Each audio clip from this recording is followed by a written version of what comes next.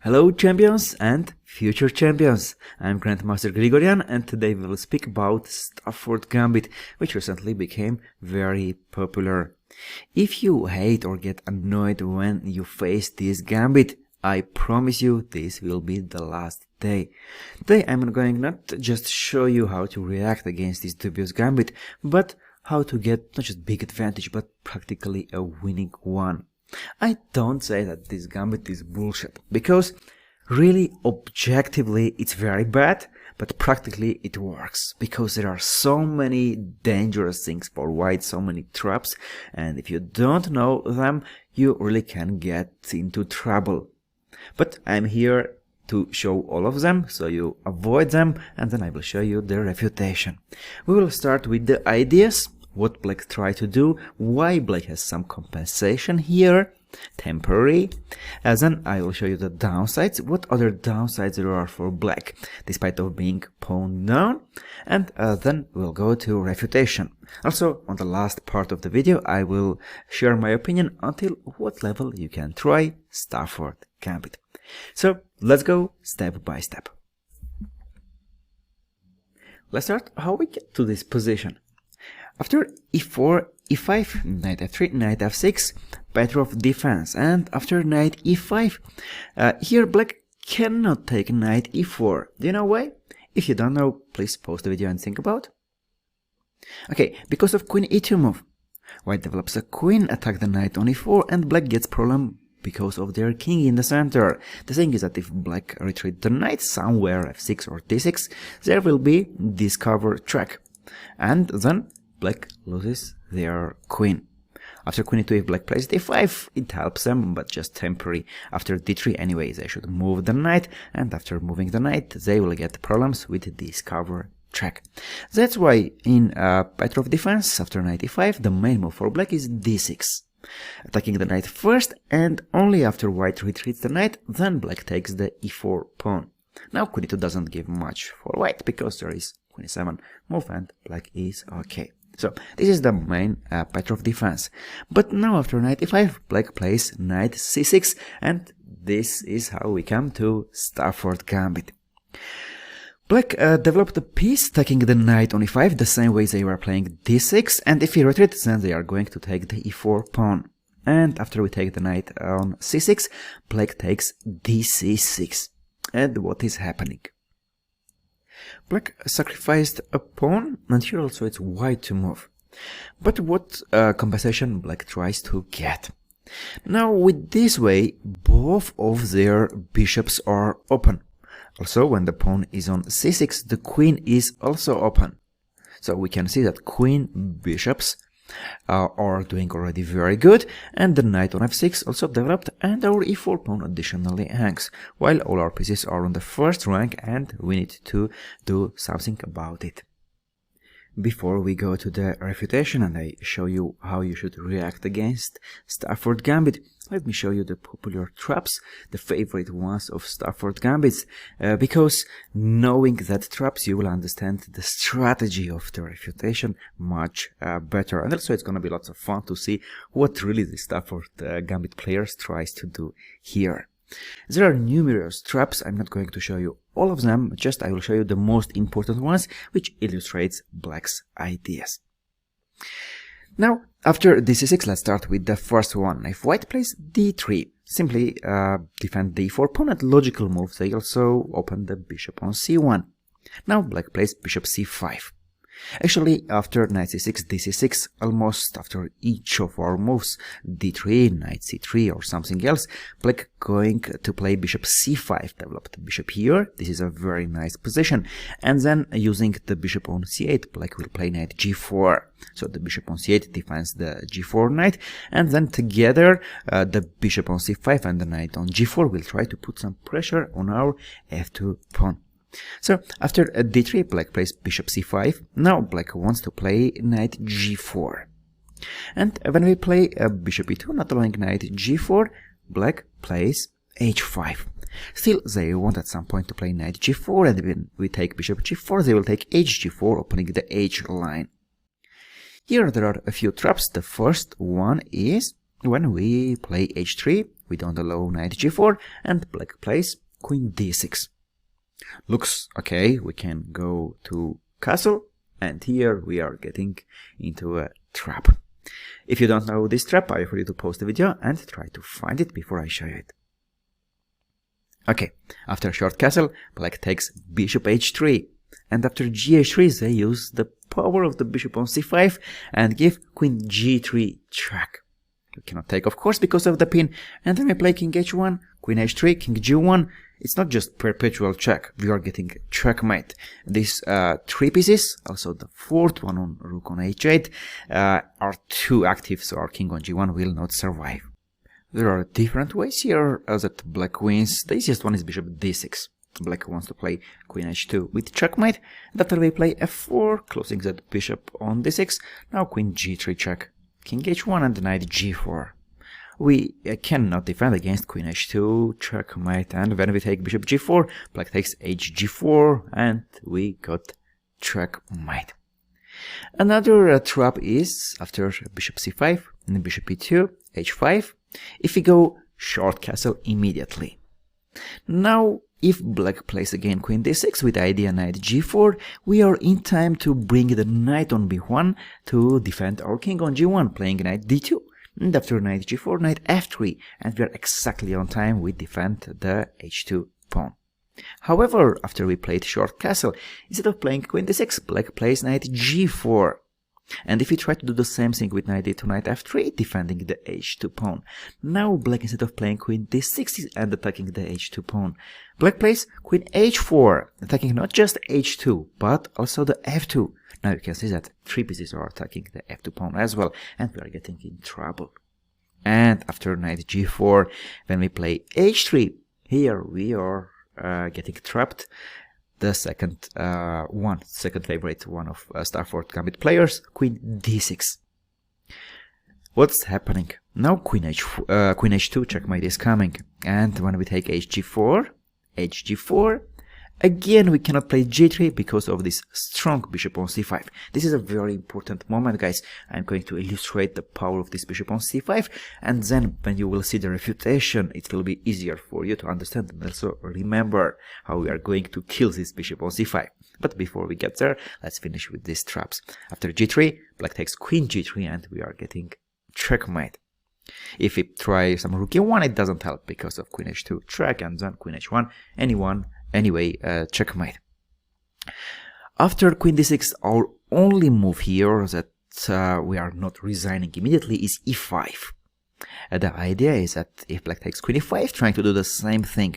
Now black is having problems with the e line. So instead of taking hg4, we take bishop g4, and after hg4, rook e1, and we win opponent queen. But after e5, instead of taking queen e5, black can take knight e5, just pawn back, and here black is very good. They have very active pieces, and we don't need to play this position, of course. After knight c6, d6, so there is knight c3 move as well. But again, black plays bishop c5 and then knight g4, trying to create some pressure on f2 pawn. Knight c3 move is fine, but I have a better option for you. Now, finally, let's go to the refutation. So, let's go move by move. e4, e5, knight f3, knight f6, knight e5, knight c6, knight c6, d6. Now, both moves are fine, d3 and knight c3, but the move I will recommend gonna be d3. Soon you will see why we don't play knight c3. Black plays bishop c5, the only logical move, so with knight g4 they will try to put pressure on our f2 pawn. We play bishop e2, very logical. We develop a piece and not allow black to play knight g4. Black plays h5, we play h3, not allowing knight g4. And after black plays queen d6, now look at this position. All these pieces are looking at our king side. Also the rook on h8 and knight on f6, they are ready to jump there and attack. Why we should go castle and allow opponent all this attack? So we don't go castle. Instead of that, what we are going to do? What are the opponent's active pieces? The bishop on c8, bishop on c5, and queen on d6, right? So we cannot limit the bishop on c8, and so we cannot limit the queen d6 as well. But we can limit this bishop on c5. How? What if you play here c3? Instead of going castle there and getting under attack, what if you play here c3? And next move we want to play d4, limit opponent's most aggressive and annoying piece. Additionally, when we play c3, this all comes with tempos, because after c3 if we play d4, we attack the bishop. And if bishop moves, we'll play also e5, and here we will win a piece. Okay? So here after c3, black has some issues. We have threats, very serious threats, not just limit opponent bishop with d4 move, also get the center, but also win a piece. Even if one of them we achieve, it will be over for black. And here, black is in trouble. Now you clearly see why earlier we didn't play knight c3 in the fifth move. We kept the d square for this pawn on c2. After c3, now when we want to play d4 and d5, black has only one logical move, to play bishop b6. This way they don't allow us to play d4, because if we play d4, now it is not with the tempo, our e4 pawn is hanging. Black can take the pawn on e4. However, now what we do not castle. We go knight d2. Now we want to play knight c4 with a tempo, and after knight c4 we will exchange opponent's active bishop on b6. Also, we will achieve one of our missions. When we are material up, it can be piece, can be exchange, can be pawn, yeah? One of the main ways, the easiest ways to convert such advantages, or exchanging the pieces, especially now when with knight c4 we will exchange opponent's very active piece. And if black plays bishop e6, now knight f3. Look, with tempos we brought our knight to f3, closer to our king side, we developed it, and it also came with a tempo. Now we want to play e5, and after e5 we will win a piece. Black has serious issues. Any move like long castle e5, we will just win a piece. If black plays queen e7, so after e5 they don't lose a piece, we'll play bishop g5. Now again we are developing a piece, pinning it with the tempo again. We want to play e5 and win a piece. If black plays knight d7, not allowing this annoying e5, okay, now knight f6 is not attacking the e4 pawn, and we can play d4. There is no knight e4 move. We limited opponent's bishop. We have here two central pawns, and we are also pawn up. As my coach would say, we are not just in a positional winning position, but we are also pawn up. So this is over for black. And if some move like queen d7 instead of queen e7, there are different options. You can play bishop e3, you can play bishop g5, you can play queen c2 with idea d4. Notice that queen on c2 is defending the e4 pawn, and here there is no compensation at all. Engine is showing something like +2.5, like totally lost position for black. The best part for it, it's very easy to remember. There are two things you need to remember. We don't play knight c3. We keep this c3 square for our pawn, so with c3 d4 we'll limit opponent's bishop. So we play d3, bishop c5, we play bishop e2, develop a piece and not allow knight g4, and after h5, h3, again not allow knight g4, queen d6, and here is the second thing you need to remember. Actually, I call it slogan of the refutation of Stafford Gambit, and the slogan is no short castle, no checkmate.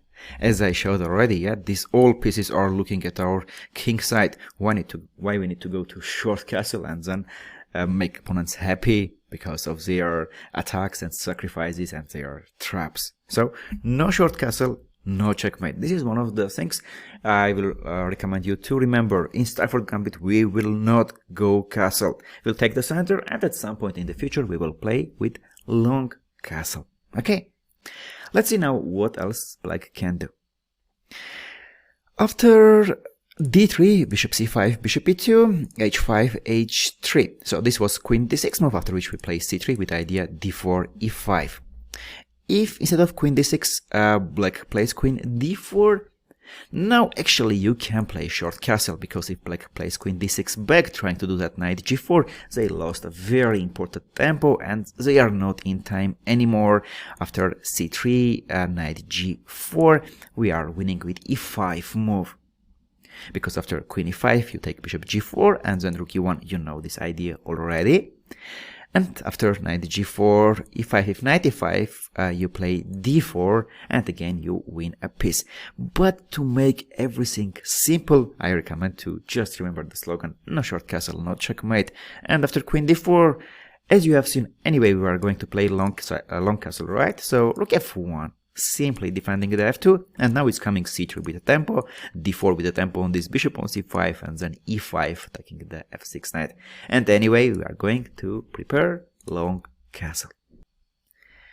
Let's see what else can do black. After bishop c5, bishop e2, so we checked h5. If black plays queen d4 now, attacking the f2 pawn, using that we cannot play bishop e3 because I will take the b2 pawn and also the a1 rook will hang. Now again, short castle works because of the same reasons which I showed you, but to make everything super simple for you, I recommend just to play rook f1, and remember the slogan, no short castle, no checkmate, and then c3, d4, e5, and we are getting winning position. Black has no compensation at all. And the last option for black after bishop e2 is to play knight g4. At first this looks a blunder, we can take the knight, but black's idea is to play queen h4. Attack the f2 pawn. Now after queen f2 it will be a checkmate, and also they are attacking the g4 bishop. But their problem is that they are already pawn down, and with knight g4 they allowed us to exchange a piece, right? Now what we do when we are material up, we exchange as many pieces as possible. The first one are queens. What we do now? We play g3, attack the queen. Black is forced to play queen g4, otherwise after bishop g4 we take gh4, and here we are piece up. And after g3, queen g4, we just simply take. We have an endgame, we are pawn up, and here we are central pawns up. We have different ways to play. The easiest one I think is bishop e3. Again, we offer opponent exchanges, which opponent should avoid, because the only small compensation they have is bishop pair. And after they move this bishop somewhere, we just go knight d2. Next move is f3, the bishop will move somewhere, we'll play king f2, and we have simply extra pawn with technically winning position. That's it, guys. There is no more thing you need to remember. Now coming back to this position after this a6, you have seen the second downside of Stafford Gambit. It's not that black is just being pawned down, but strategically they have serious problems. Now they don't have any more d7 and d7 central pawns, while we have here two pawns, and especially in the last variation in the endgame, you have seen that in the endgame we were not just pawn up, but we had a very strong center, because black doubled their pawns, and they don't have pawns in the center. The last time, let's summarize what you have just learned. We played d3, we defend the e4 pawn, bishop c5, we play bishop e2, simply, not allow knight g4, opponent plays h5, we play h3, and after queen d6, we play c3, and then d4, e5. At any point, if black plays queen d4, again, short castle works, but no need to remember when short castle works, when not. Just remember the slogan, no short castle, no checkmate, rook f1, everything is defended. And if knight g4, we just take it. Queen h4, g3, and in the end game, bishop e3 with knight d2, then f3. Here we are pawn up, and also strategically we are very good because of opponent's double pawns, and here we have two central pawns in the center. Okay, at the end I will show you a few more refutations very briefly, so you think twice or three times even before playing Stafford Gambit. After knight c6, d6, knight c3 move is also okay. But after bishop c5, you need to remember h3 move, not allow knight g4, and then the plan queen f3, d3, bishop e3. This again works, and black will not have any compensation. Another very strange way to refute this is to play d3, bishop c5, and here a move recently one of my students offered, f3. Looks very ugly move. We don't want to play f3 and this bishop c5 becomes very strong, we never can go castle. But the thing that after f3 we don't allow knight g4, we defend the e4 pawn, and next we are going to play knight c3, queen e2, bishop e3 and long castle, having a pawn up. After this c6, here even f3, this very ugly move works, but you don't need to remember or even try these things. Just d3 with the plan, bishop e2, and then c3, d4, e5, and black's bishop is on c5. Now, should you try Stafford Gambit for black, and until what level you can play it? Well, below 2000 level, of course, this gambit might work very well, because many people will not know their refutations and they will get trapped. But there are a few things. The first one is this. Often you will just trap, and without doing any moves yourself, you will win opponent with 8 moves. And what? Like you win the game, you satisfy your ego, but what then? Do you really improve?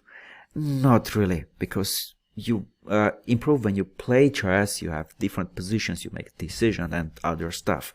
When you just play 8 move and you trap the opponent and you get that 5 rating points, it doesn't give much. The second thing is that, well, there are traps, but there are numerous ways to refute the Stafford Gambit. Often you can see that some streamers are showing different games how they killed some Grandmaster with Stafford Gambit. But what they are not showing are the games how they were very badly crushed. So if someone tries to persuade you to learn Stafford Gambit, think twice. For sure they don't show everything and the downsides of playing this gambit. Another problem of it is that if you play knight f3, knight f6, here you need to learn different things. Like one of the main ways to play against Petroff Defense is to play here d4, a very big move which you should learn, or knight c3 move, and if you play knight c6 it will be transposed to 4 knight openings. If you need to learn all this stuff for playing one dubious gambit, it's not better to play a fundamental any other opening? Most probably it's worth to do. Okay, and if after all of this you still want to play Stafford Gambit, well, what are the best sources you should go for learning it? There are different articles, videos, even books about Stafford Gambit, but clearly the best source to learn is gonna be to go to Avetik Grigoryan's YouTube channel. He made a big contribution in Stafford Gambit. He tried his best to bring this gambit back to life, but the gambit is too dubious and there are not just one way to refute it. By the way, in our course about Stafford Gambit, I also told a kind of joke that if Avetik Grigoryan was born 100 years ago, this gambit would not be called a Stafford Gambit, but it would be called a Rosen Gambit. And if you are going to play for white and you want to learn more about Stafford Gambit, see some model games, how you will convert the winning positions, please go to our new published course. The link you can find in the description part, and there you can learn more about Stafford Gambit. I wish you all the best. I hope you liked it, and I hope I kept my promise that this was the last day that you hated to face Stafford Gambit. From this point, I really hope you will love it and you will just take this pawn and get winning position and hopefully convert the winning position into one full point. When you do that, please come back and in the comment section at least write few words or share your story. In the future, I'm going to show you the refutation of other abracadabra, some dubious gambits, and also lots of interesting videos we will have on our channel. Please don't forget to subscribe there. See you very soon.